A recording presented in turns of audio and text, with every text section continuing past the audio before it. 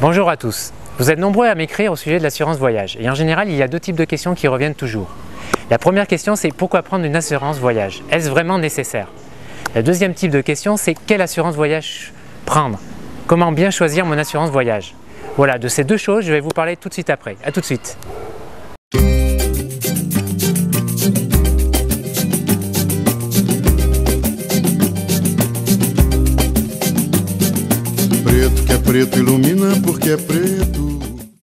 Alors, pourquoi prendre une assurance voyage? Je sais que certains voyageurs partent ou sont partis par le passé sans prendre d'assurance voyage. En général, c'est par souci économique. Ils pensent aussi que rien ne peut leur arriver, que les accidents n'arrivent qu'aux autres. Or, c'est un très mauvais calcul. Premièrement, tout ne repose pas sur vous.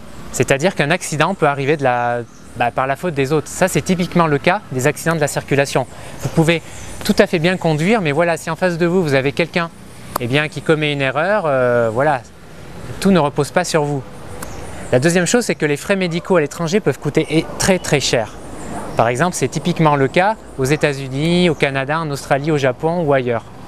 J'ai récemment d'ailleurs un lecteur qui m'a écrit en me racontant son histoire. Il est parti voyager en Australie et là, manque de chance, il attrape une infection de l'œil.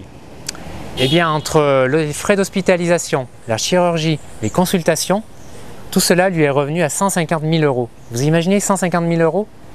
Heureusement, il avait pris une assurance voyage, parce que vous imaginez sinon le coût.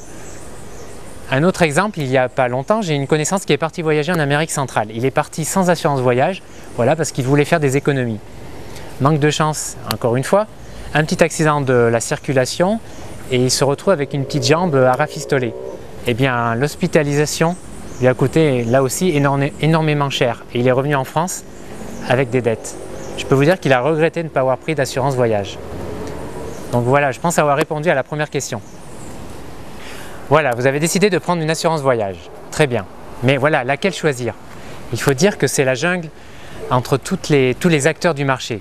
Il y a foule et en plus, si vous regardez en détail le contrat d'assurance, vous vous rendrez compte qu'il y a une foule de termes plus ou moins compliqués.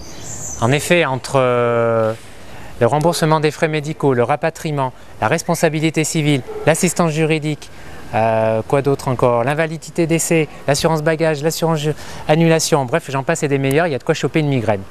Rassurez-vous, de tout cela, je vais vous parler dans l'article du jour sur le blog, je vais tous vous expliquer, vous avez juste à cliquer là, tout de suite en bas de cet écran et on se retrouve tout de suite sur le blog. Et n'oubliez pas, cultivez votre instinct voyageur. A tout de suite.